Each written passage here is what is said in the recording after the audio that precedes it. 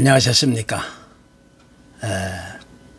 한 주일 동안도 평안하셨을 줄 믿습니다. 영국의 문호 셰익스피어의 작품 햄릿에 나오는 이런 이야기가 있습니다. 덴마크의 왕 햄릿이 갑자기 죽음을 맞이하게 되었는데, 이때 왕비가 자기 시동생과 재혼을 하게 되었습니다. 그리고 그 시동생이 이제 새로운 왕으로 등극하게 되었습니다.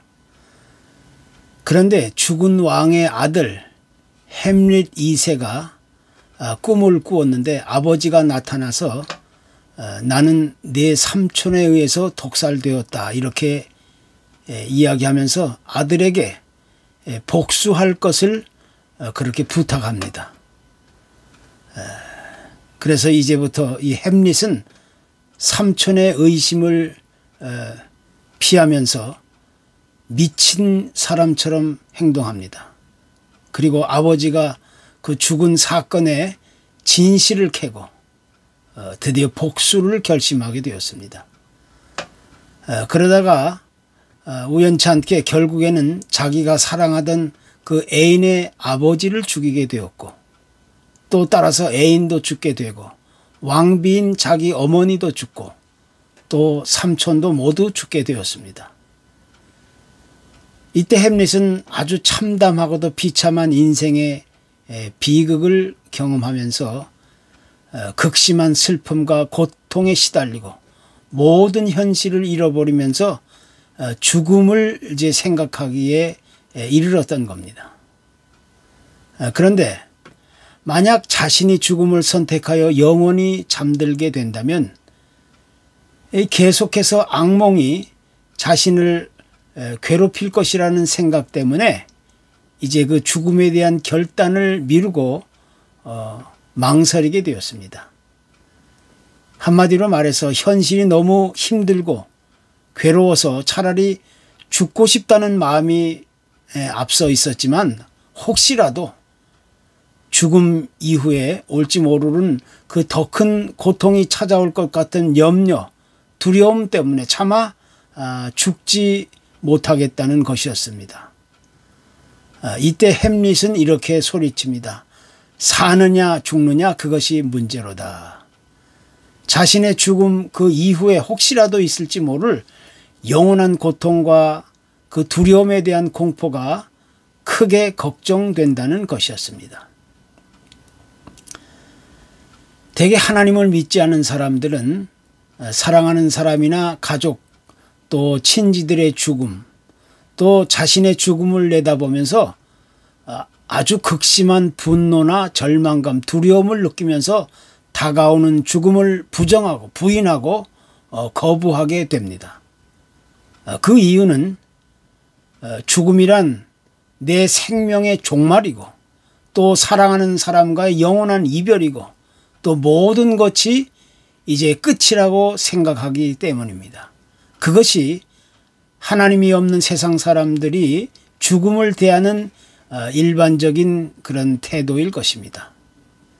그렇지만 그 반면에 우리 그리스도인들에게 있어서 죽음이란 생명의 마지막 종말이 아니라 죽음을 넘어 영원한 생명으로 들어가는 관문으로 여기기 때문에 우리에게 있어서 죽음이란 오히려 더 큰 평안과 위로의 기회로 다가오게 되는 것입니다.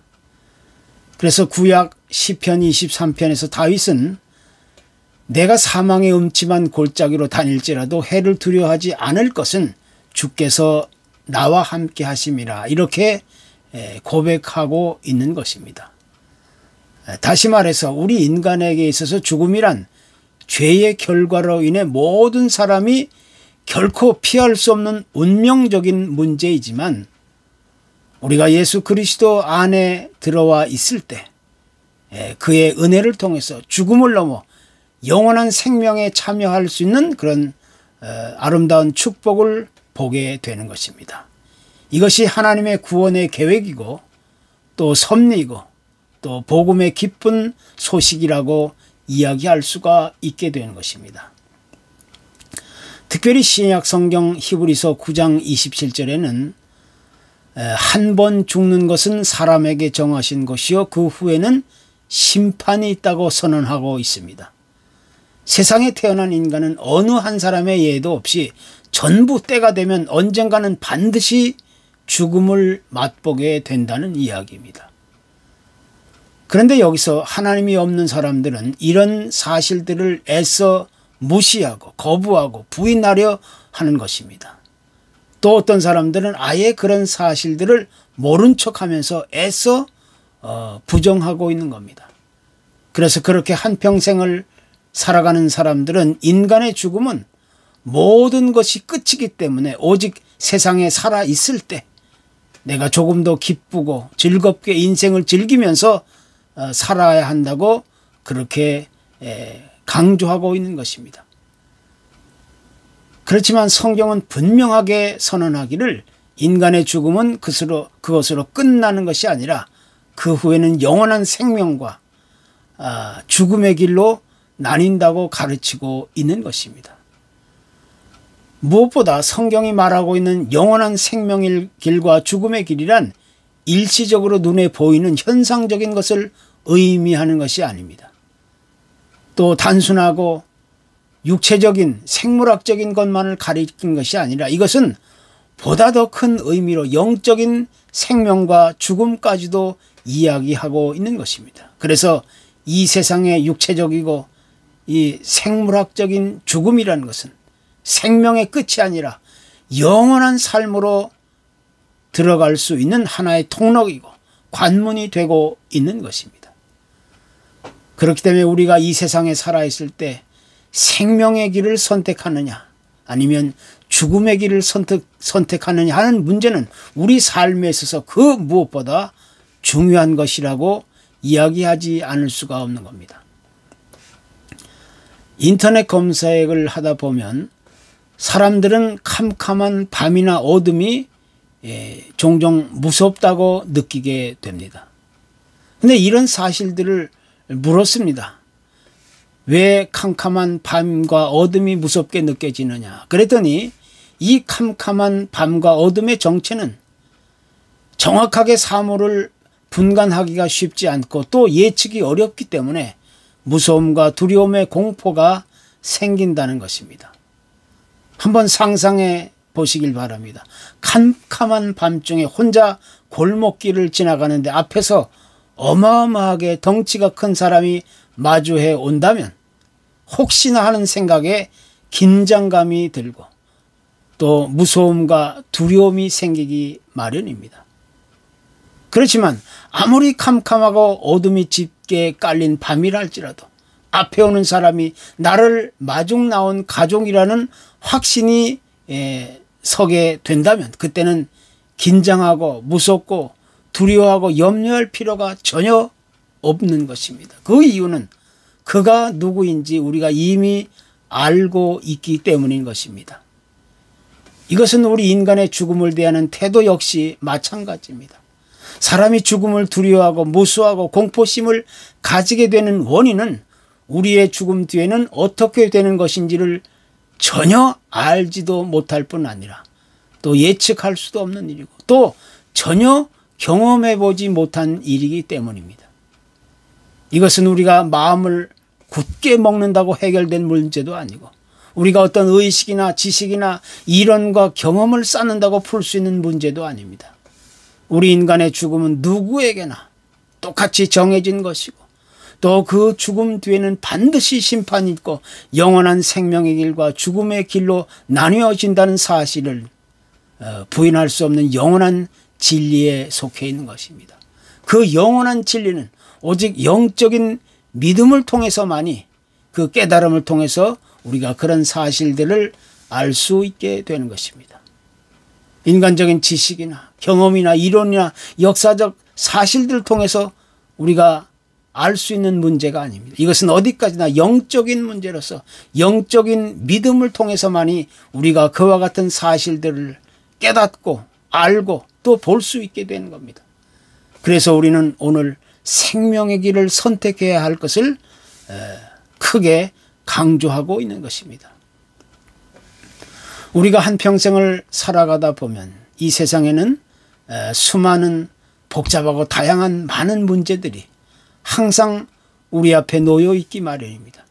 그 많은 문제들은 제각각 크기와 종류는 다 다를지라도 우리의 삶이 계속되는 한 끊임없이 반복되고 있는 겁니다.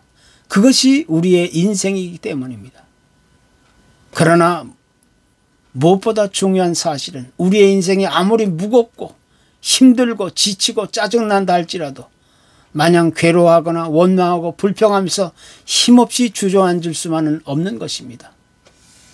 그에 대한 가장 올바르고 현명한 대답이 있다면 그것은 우리를 만드시고 창조해 주신 하나님 앞으로 나아가는 길을 찾을 수 있어야 하는 것입니다. 우리 인생의 모든 문제의 해답은 이 세상에 있는 것이 아니라 사람에게 있는 것이 아니라 어떤 철학이나 종교나 사상이나 윤리에 있는 것이 아니라 우리 인생의 모든 문제의 해답은 유일하신 하나님의 말씀 안에 있는 것입니다. 물론 우리가 이 세상에 살아가는 동안 얻을 수 있는 여러 가지 유익한 것들도 많이 있는 것이 사실입니다. 그러나 이 세상이 주는 평안과 위로와 안락하고 안정된 삶의 약속들은 전부 눈에 보이는 일시적이고 한시적인 것뿐입니다. 잠깐이면 모든 것들이 일시에 우리의 눈앞에서 사라질 것뿐이고 소리도 없이 바람에 날아갈 것들 뿐입니다.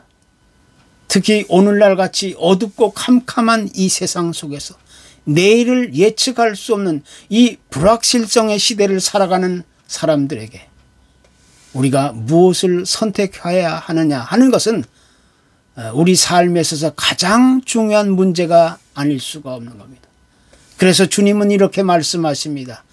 내가 문이니 누구든지 나를 통하여 들어가면 구원을 얻을 것이고 들어가고 나올 것이며 또 꼴을 얻으리라. 우리가 오늘 생명의 길을 선택해야 할 분명한 그런 이유가 바로 여기에 있는 것입니다. 우리는 새해가 시작되는 1월을 제뉴얼이라고 합니다. 이 단어는 라틴어의 야노스라는 단어에서 파생된 언어로서 도라는 의미를 가지고 있습니다. 한 해를 보내고 또 새로 오는 해로 들어가는 입구라는 것입니다. 그런데 이 로마의 신화에 나오는 이 야노스는 두 얼굴을 가진 신을 가리키고 있습니다. 보통 동물들은 얼굴이 앞쪽으로 하나가 있지만 야노스는 앞과 뒤 양쪽에 얼굴이 있어 앞도 볼 수 있고 또 뒤도 볼 수 있는 그런 능력을 가지고 있는 것입니다. 그래서 제뉴얼이라는 단어는 지난 해도 볼 수 있고 또 새로 오는 해도 볼 수 있는 의미에서 그렇게 사용되어지고 있는 것입니다. 이것은 또 행복이냐 불행이냐 희망이냐 절망이냐 생명이냐 죽음이냐 하는 것을 각자가 선택하라는 그런 의미도 가지고 있는 것입니다. 오늘 본문에서 400년 동안의 노예 생활을 청산하고 이집트를 떠나온 이스라엘 백성들을 향해 선포했던 지도자 모세의 메시지입니다.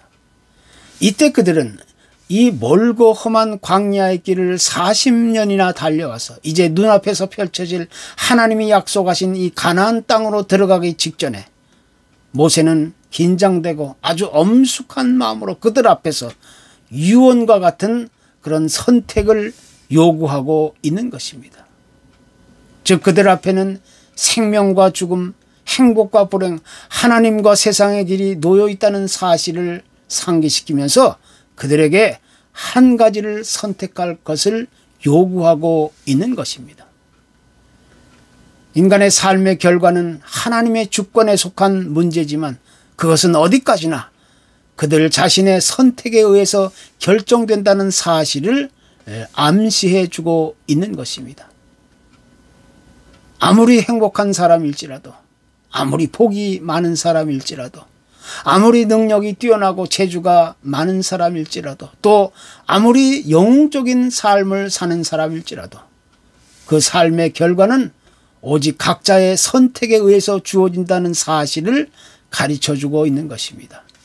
오늘 모세가 전하고 있는 이 메시지의 내용이 바로 거기서부터 시작하는 것입니다. 내 앞에 생명과 죽음, 복과 저주가 놓여 있으니 너희는 오늘 무엇을 선택해야 하는지 그 결단을 보이라고 촉구하고 있는 것입니다. 생명과 죽음 중에 어느 것을 선택할 것인가?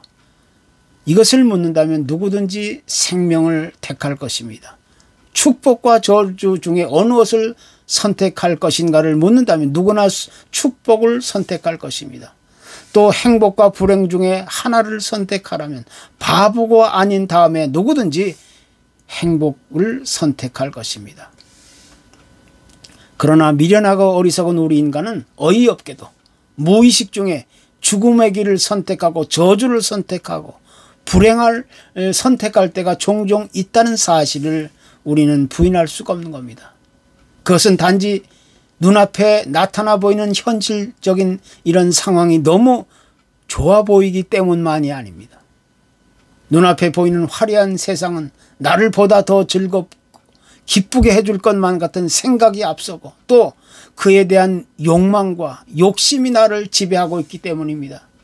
그래서 에덴 동산의 아담과 이브는 하나님의 명령을 어기고 자기 눈앞에 그렇게도 보기에도 좋고 먹음직스럽고 탐스럽게 보이는 선악과를 따 먹음으로써 결국 죽음과 저주와 심판의 길을 자초하게 되었던 것입니다. 단 한 번의 잘못된 그들의 선택이 인류에게 죽음과 저주와 심판을 불러오게 한 아주 중요한 원인이 되었던 겁니다. 그래서 오늘 생명을 선택해야 할 이유가 더욱더 분명해지고 있는 것입니다. 대부분의 많은 사람들은 이 세상에 살아가는 동안 좀 더 편안하고 좀 더 안락하고 좀 더 안정된 삶을 위하여 쉽고 넓고 보다 큰 길을 따라 각자의 인생을 살아가게 됩니다.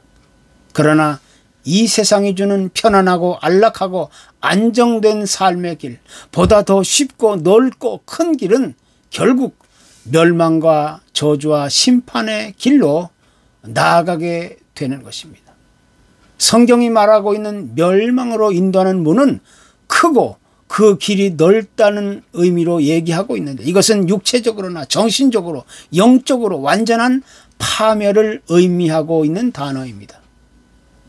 눈으로 보기에는 아무 문제가 없는 것 같이 보이고 괜찮을 것 같아 보이고 그렇지만 결국에는 시간이 지나면서 하나씩 썩어 들어가고 허비되어 마지막에는 아무것도 남지 않는 공허하고 텅 빈 상태가 된다는 것입니다. 이것이 어리석고 미련한 인생의 선택에서부터 나온다는 것입니다.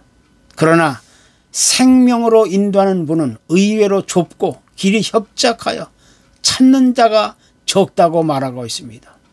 눈으로 보기에도 안 좋을 뿐만 아니라 장애물도 있고 답답하고 불편한 길이 바로 이런 길입니다. 그래서 당연히 이 길을 찾는 자는 소수에 불과한 것입니다. 그러나 오늘 우리는 이 길을 선택해야만 하는 것입니다. 왜냐하면 이 길만이 영원한 생명과 안식과 평안의 길로 연결되기 때문입니다. 그래서 오늘 우리는 마땅히 생명의 길을 선택해야만 하는 그런 그 기로에 서 있는 것입니다. 아무쪼록 생명의 길을 선택하여 축복의 삶으로 이어갈 수 있기를 간절히 소원합니다. 감사합니다.